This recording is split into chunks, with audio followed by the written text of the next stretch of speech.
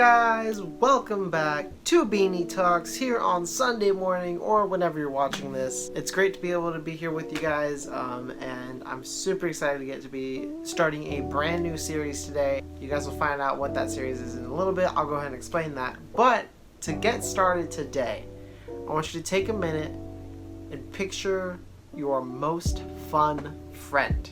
Don't say it out loud. Don't point to anyone or anything. Just think about it. Picture it in your mind. Got it? Good. When I'm thinking about my most fun friend, the person that comes to mind is a guy named Mixley. I went to high school with him. I grew up in the same neighborhood with him.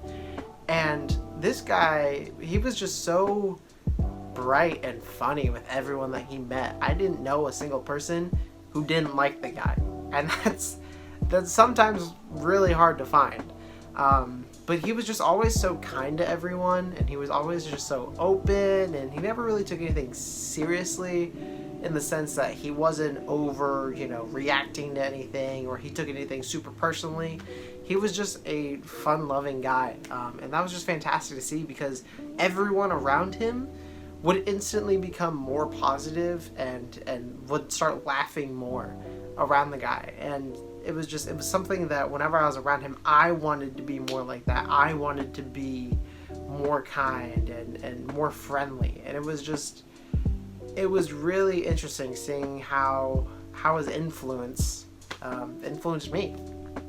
And now going back to what you guys and your most fun friend, I'm assuming that when you thought of that most fun friend, it's probably because they were super funny or they were super nice and they kind of made everyone around them feel better, honestly. It just made it a more positive environment. They had a big impact or effect on that group.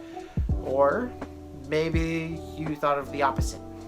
Maybe you have a friend that maybe not everyone can really connect with.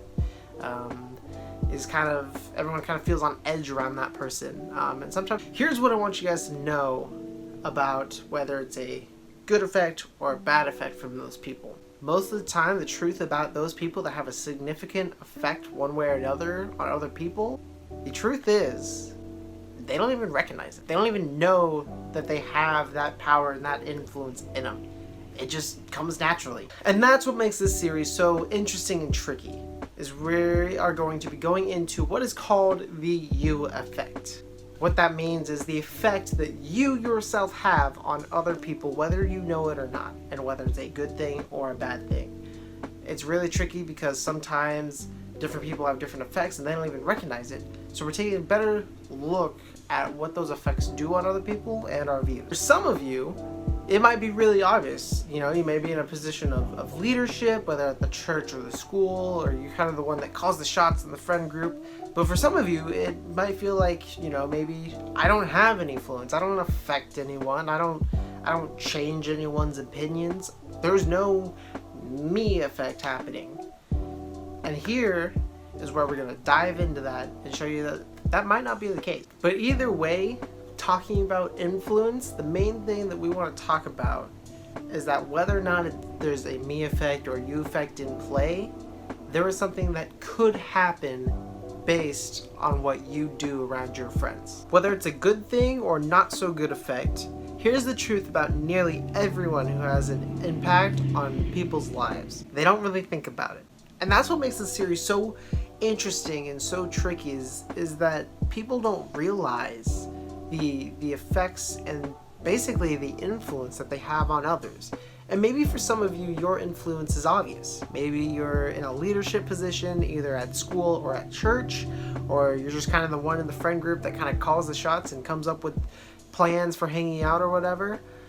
But for some of you, you might be thinking, I don't affect, impact, or influence anyone in my life. The me effect, the you effect, is pretty much at a 0 in my life. And that's totally normal. And the truth is this: no matter what you or I think about influence and its possibilities, it is always possible for anyone to come up with an influence or an impact in any situation. We're going to look at someone who used what they had to affect the people around them, even though they didn't have a whole lot. When Jesus traveled around in his 3 years of ministry, he had crowds following him everywhere. Whether it was because people wanted to see his miracles and work from the stories that they heard, whether they came for healing or they're just curious. For whatever the reason, Jesus had an incredible influence, and he always had people around him. Sometime after this, Jesus crossed to the far shore of the Sea of Galilee, and a great crowd of people followed him because they saw the signs he had performed by healing the sick. Then Jesus went up on a mountainside and sat down with his disciples. The Jewish Passover festival was near. When Jesus looked up and saw a great crowd coming toward him, he said to Philip, "Where shall we buy bread for these people to eat?" He asked this only to test him, for he had already had in mind what he was going to do. So imagine the scene. A large crowd comes to see Jesus, the miracle worker. And what does Jesus do? He turns to one of his disciples, Philip. It's Philip.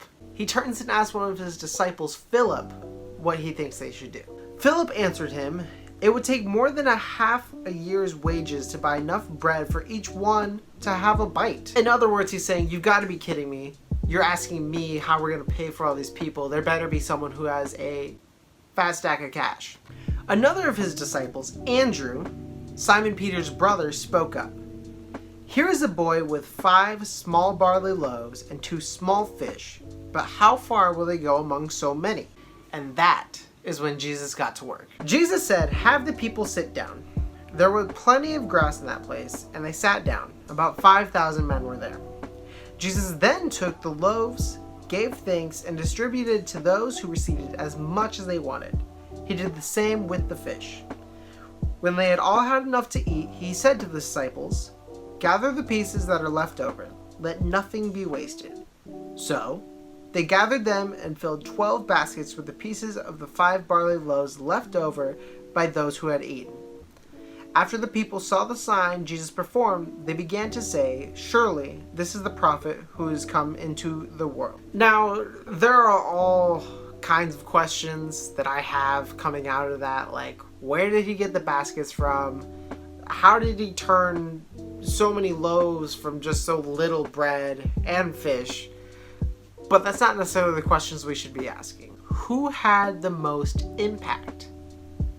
Now, of course, Jesus was there. He's the one that was able to feed everyone there and told the disciples what to do. And then there's the disciples. They had impact just by being associated with Jesus. Now at first it seems like the opposite. How could this little boy who just had a lunch be more impactful than Jesus?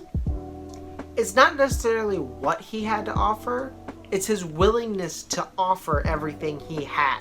I bet this kid never thought, or anyone around him for that matter, thought that he'd have this much impact and this much influence over an event like this. He didn't take the stage, he wasn't well known, he wasn't a speaker, he wasn't super athletic, no one really knew the kid. But Jesus wasn't looking for any of that.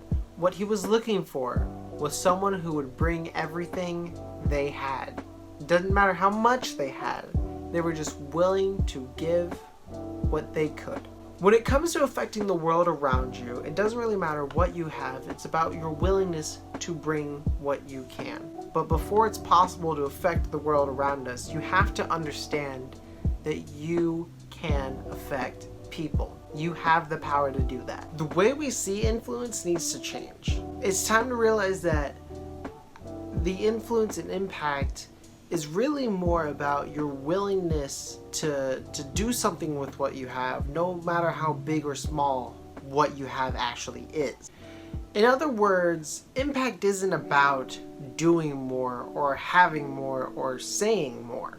It's about offering what you have to the people around you and beginning to realize that you are capable of doing more for the people around you. Even when it seems like it's impossible for you to have an effect on your friend group, your section of the band, your sports team, your small group, your siblings, or your classmates. And then just imagine what God could do with you.